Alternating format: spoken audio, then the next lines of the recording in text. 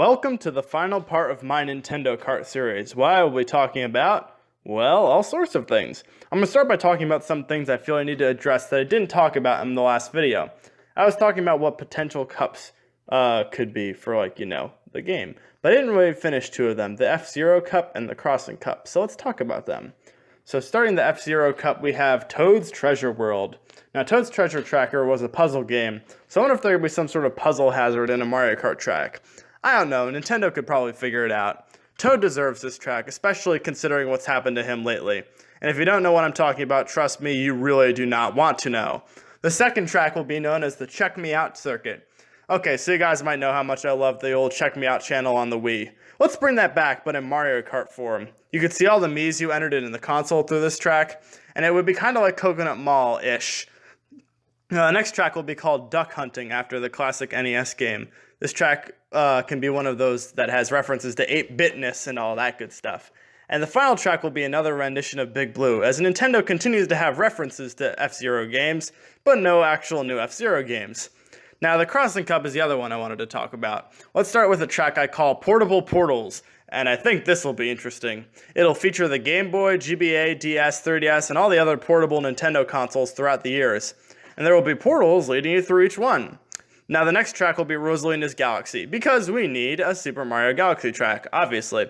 Now, next we have Antagonist Alley, where it will be quite simply be like a bunch of bad guys throughout the Nintendo series, trying to attack you. And it will end with another rendition of the track Animal Crossing with the 4 different seasons and all that. Yes, unlike Nathaniel Bandy, I don't always strive for originality. Now, a lot of what I wanted to talk about in this video is the battle mode. I think the good old balloon battle should return because that's just a classic. I think coin runners should be replaced by money runners, and let me explain how that's different. It's a little more complicated, but I think you can get it. There will be your typical coins, which are worth 1 coin, but there will also be bells from Animal Crossing, you know, the ones that appear in that track.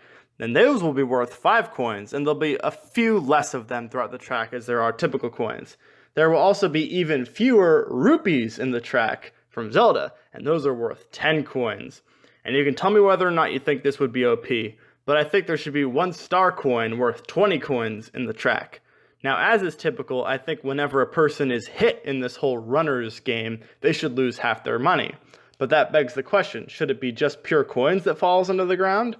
Well, let's say you pick up the star coin and you get hit. You now only have 10 coins left because that star coin was worth 20. I think that the 10 coins you lose could be in the form of a rupee, it could be 2 bells, or it could just be 10 plain old coins. Or it could be 5 coins and a bell, I don't know. I think that randomness will help make it very hectic. Okay, so the next battle mode idea I have is called Defend Your Turf, which is quite similar to Splatoon.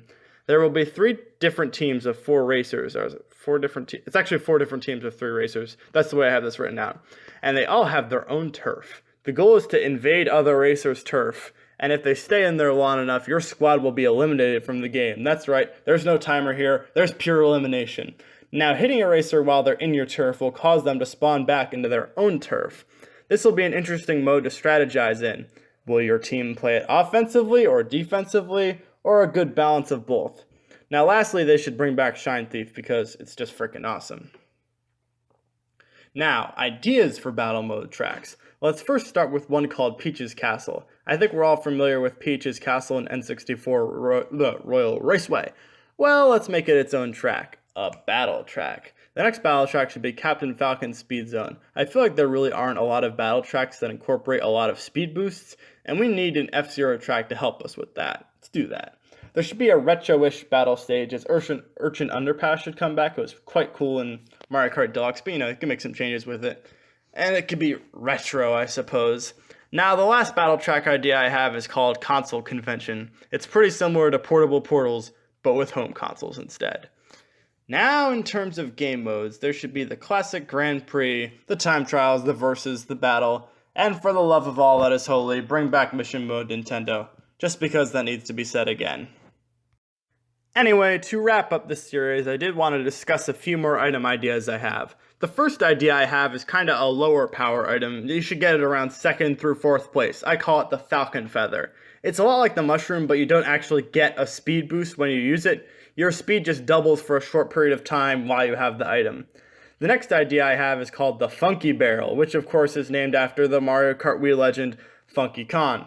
Basically, it's a big barrel that contains 5 bananas once someone crashes into it and opens it up. I think there could also be triple funky barrels, like triple green or triple red shells, that causes mass banana chaos. Honestly, I could see this item being pretty annoying, but ever so satisfying to snipe people with. Now, the last item I have is called Rob Drift. Now, we all know of Mario Kart DS's Snakey and how Rob the Robot was in that game. Well, this high-powered item will basically automatically make perfect turns for you whenever you come across one. Now, that might be hard to program, but I think it could be done. So I do want to announce that I'm taking a bit of a break from this channel. Not too long, I'll be back on October 29th, a few weeks from now, to upload the top 11 scariest Mario enemies. But I've been busy with school homework, some new after-school activities this year, and other stuff. During this time, I'll be thinking about some new video ideas and such, that kind of stuff, to try and make this channel better. I'm sorry that I won't be here the next 2 weeks, but trust me, I will be back, and hopefully better than ever. Anyway, hope you enjoyed this little series. Bye-bye.